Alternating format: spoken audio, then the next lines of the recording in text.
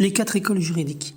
L'islam est une religion bâtie sur la transmission fidèle de la science, et cette science a été transmise de génération en génération, depuis le prophète Mohammed sallallahu alayhi wa sallam à ses compagnons puis à leurs élèves. C'est ainsi que s'est formée la jurisprudence islamique. Les 4 écoles juridiques reconnues, Hanafite, Malikite, Shafi'ite et Hanbalite, trouvent leur origine dans cette chaîne bénie. Elles reposent directement sur les enseignements du prophète à ses compagnons. À Médine, nous avons le compagnon Zayd ibn Thabit, qui faisait partie des scribes du prophète sallallahu alayhi wa sallam et qui écrivait la révélation. À Médine, il y avait aussi Abdullah ibn Omar, connu pour son respect rigoureux de la sunna.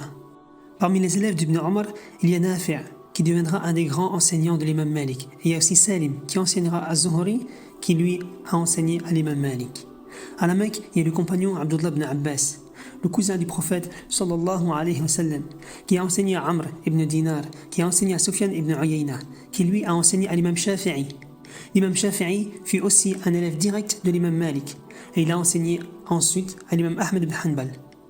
En Irak, le compagnon Abdullah ibn Mas'ud a transmis la science à Al-Qama, qui a enseigné à Ibrahim al-Nakha'i, qui à son tour a enseigné à Hamad ibn Abi Sulaiman, et Hamad ibn Abi Sulaiman, c'est le cheikh de l'imam Abu Hanifa. Abu Hanifa eut comme élève Mohammed ibn al-Hassan al-Shaybani, qui lui fut un des élèves de l'imam Malik, et en même temps il fut un de ses enseignants. Mohammed ibn al-Hassan al-Shaybani est aussi un des enseignants de l'imam al-Shafi'i. Ce qui ressort de tout cela, c'est la proximité incroyable entre ces grands savants. Et ils ont appris les uns des autres et auprès des mêmes maîtres, des mêmes savants. Toute leur science vient d'une seule et même source, celle des compagnons eux-mêmes éduqués et enseignés par le prophète Mohammed sallallahu alayhi wa sallam. Prendre la jurisprudence islamique selon ces 4 écoles, c'est entrer dans la chaîne de transmission authentique et bénie qui remonte directement à notre prophète Mohammed.